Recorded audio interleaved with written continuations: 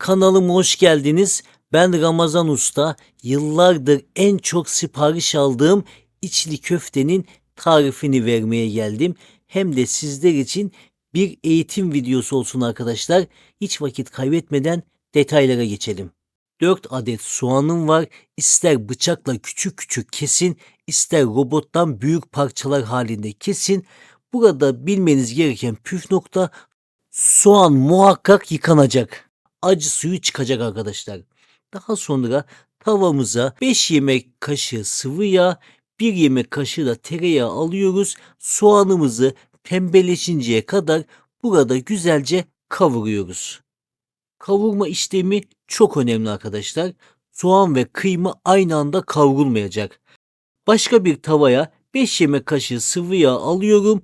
Kıymayı 10 dakika boyunca burada kavuruyorum. Şöyle suyu çıkıyor, suyunu çekiyor, tekrardan kavuruyorum. Harika bir içli köfte tarifinin detaylarını veriyorum arkadaşlar. Soğanlı ve kıymayı ayrı tavalarda kavurduktan sonra birleştiriyoruz.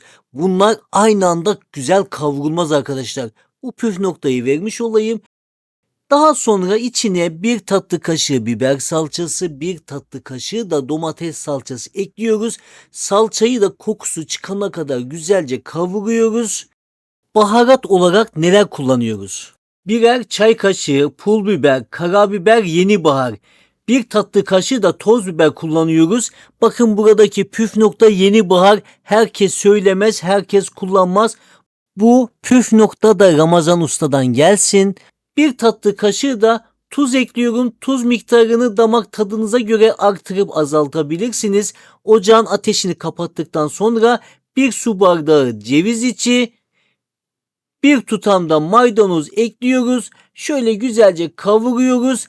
Artık iç harcımız hazır. İç harcı bir gece önceden hazırlamanızı tavsiye ediyorum. İç harcın soğuk olması çok önemli. İçli köftenin hamuru da çok önemlidir.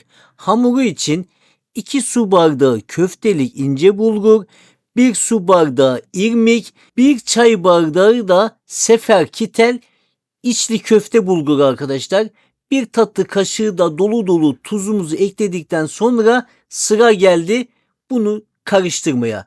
Güzelce karıştırdıktan sonra suyu ekliyoruz. 2 su bardağı ekleyeceğiz. Buradaki püf nokta, su ılık olmayacak, çok kaynar da olmayacak. Sıcak su olacak arkadaşlar. 2 su bardağı ekledikten sonra üzerini bir kapakla kapatıyoruz. 30 dakika bekletiyoruz. 30 dakika geçtikten sonra kapağı alıyoruz. Şimdi bunu bir çiğ köfte tepsisine dökeceğim. Orada güzelce yoğuracağım arkadaşlar. Yoğrulması çok ama çok önemli. 1 adet yumurta, 1 yemek kaşığı domates salçası, 1 yemek kaşığı da biber salçası ekledikten sonra baharat olarak 1 tatlı kaşığı tatlı kırmızı toz biber, birer çay kaşığı pul biber ve karabiber ekliyoruz. Arkadaşlar şimdi yoğurma işlemine başlıyorum. Çiğ köfte yoğurur gibi güzelce yoğuralım arkadaşlar. 10 dakika bu şekilde yoğuracağım. Eğer kuru gelirse suyu direkt dökmüyoruz. Elimize şöyle parmaklarımıza suyu değelim. Islattığımız elimizle yoğurma işlemine devam edelim arkadaşlar. Suyu azar azar kullanalım. Çok önemli bir püf noktası vermek istiyorum. Hamuru 10 dakika yoğurduktan sonra unu eklemeye başlıyoruz. Unu azar azar ekleyip hamura yediriyoruz arkadaşlar. Burası çok önemli. Unu en başta ekleseydik hamurunuz güzel olmazdı. İçli köfte hamurum güzel olsun, dağılmasın, çatlamasın, patlamasın diyorsan tarifimi aynen uygulamalısınız arkadaşlar. İçli köfte hakkında tüm detayları anlatmaya çalışıyorum. Hepiniz öğrenin arkadaşlar. İçli köfteyi evinizde yapabilir ya da isteyen tanıdıklarınıza dışarıya satabilirsiniz. Evinizin bütçesine de katkıda bulunmuş olursunuz. İçli köftenin hamurunu göstermek istiyorum.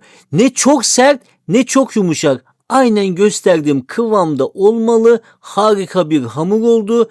Köftenin şeklini vermeden önce yanımıza bir tas su, bir tas da sıvı yağ alalım. Suyun içine bir çay kaşığı tuz eklerseniz hamurunuz daha diri olur, daha güzel açılır arkadaşlar. Bu püf noktayı da verdim. İç harcım da hazır. Haydi bakalım şeklini vermeye başlayalım. 4 farklı metot göstereceğim. 1. Salata metodu. Elimize bir parça hamuru alıyoruz, elimizi ıslatıyoruz. Salatayı da ıslatıyoruz ki hamura yapışmasın. Salatayı ıslattıktan sonra bakın gösterdiğim gibi şöyle avucumuzun içine hamuru aldık. Salatayla orta bölümünden yavaş yavaş açıyoruz. Bu pratik bir metod arkadaşlar. Daha sonra salatayı çıkartıyoruz. Hamurumuzun içine iç harcımızı dolduruyoruz. Gösterdiğim şekilde ağzını öncelikle kapatıyoruz. Elimizi ıslatmayı unutmayalım arkadaşlar. Ağzını kapattıktan sonra şeklini veriyoruz. Eğer fazlalıklar olursa o fazlalık hamuru alıp diğer hamurun üzerine ekleyelim. Bu şekilde gayet kolay, gayet basit. Başka bir metot fincan metodu. Fincanın içine streç film ya da poşet ekliyoruz. İçine sığacak kadar hamuru ekleyip parmağımızı ortadan takıp kenarlara doğru açalım arkadaşlar. İyice fincanın her tarafına gelecek şekilde açıyoruz. Gördüğünüz gibi ince güzel bir hamur oldu. İçine de iç harcımızı ekliyoruz. Poşetle beraber çıkartıyoruz. Daha sonra gösterdiğim şekilde tekrardan ağzını kapatıyoruz ve şeklini veriyoruz. Elimizi ıslatmayı unutmayalım. Avucumuzun içine alıyoruz. Üst kısmını parmaklarımızla açıyoruz. Bu şekilde gösterdiğim gibi gayet kolay güzel bir şeklini verdik arkadaşlar. Bir başka metot aparatla yapılan içli köfte. Üzerine streç film ya da bir buzdolabı poşeti koyuyoruz. İç bölümlerine gelecek şekilde hamuru ekliyoruz. Daha sonra üzerine tekrar streç film ya da poşet ekleyip diğer aparatı üzerine kapatıyoruz. Boşluk oluşmasını sağlıyoruz. Şeklini veriyoruz. Arkadaşlar gayet kolay, pratik ama hamuru elle açılan hamura göre daha kalın oluyor. Bunu da söylemek istedim. İçine iç harçlarımızı dolduruyoruz arkadaşlar. Yapılan tüm metotları tek video halinde sizlere anlatmak istediğim detaylarını verdim. Orta bölümlere iç harcı ekledikten sonra kapatıyoruz. Tekrardan açıyoruz ve çıkartıp şeklini veriyoruz. Gayet kolay, pratik ama dediğim gibi biraz kalın oluyor. Bunu da göz ardı etmemek lazım. Ben şeklini verdim ve diğer bir metoda geçiyoruz. Elle açılan metot. Elimize bir parça hamurdan alıyoruz. Oval hale getiriyoruz. Parmağımızı orta bölümünden takıyoruz. Şöyle kenarlara doğru açıyoruz. Bir taraftan avucumuzun içinde hamuru tutuyoruz. Arkadaşlar elinizi ıslatmayı unutmayın. Elinizi güzelce ıslatırsanız daha kolay, pratik oluyor. İç harcımızı ekledikten sonra önce kapağını kapatmamız lazım. Elimi ıslattım, avucumu da ıslatıp avucumu alıp şöyle çevire çevire üst bölümü kapatmış oluyorum. Arkadaşlar sakın zor demeyin.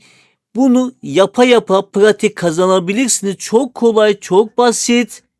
Tekrardan elimi suya batırıp son şeklini verdim. Gördüğünüz gibi gayet kolay arkadaşlar. Şimdi kızartma işlemini ve haşlama işlemini de sizlere göstermek istiyorum. Kızartmak için yanmaz yapışmaz bir tava, tencere kullanın. Bolca sıvı yağ eklemeniz lazım. Yağ iyice kızdıktan sonra içli köftelerinizi yağa ekleyin. Güzelce şöyle 5-6 dakika boyunca kızartın arkadaşlar. Ocağın ateşi orta derecede olmalı, kısık olmamalı. Daha sonra kızardıktan sonra çıkartıp bir kağıt havlu koyduğunuz bir borcam olur, tepsi olur. Oraya güzelce içli köftelerinizi ayırın arkadaşlar. Hem fazla yağını da çekmiş olur. Ben şöyle gördüğünüz gibi hepsini kızartıyorum. Kesinlikle dağılmıyor, çatlamıyor, patlamıyor. Haşlama işlemini de gösteriyorum. Güzelce suyumu kaynattım. İçine tuz ekliyorum. Tuz ekledikten sonra içli köftelerimi alıyorum. Burada 10 dakika boyunca haşlıyorum arkadaşlar. Bu da bu kadar pratik ve kolay. Şimdi haşlama işlemini de gösterdikten sonra sunum aşamasına geçelim diyorum. Değerli dostlarım, sunumda maydanoz, kenarlarına limon koydum. Limon sıkıp yemek ayrı bir lezzet veriyor.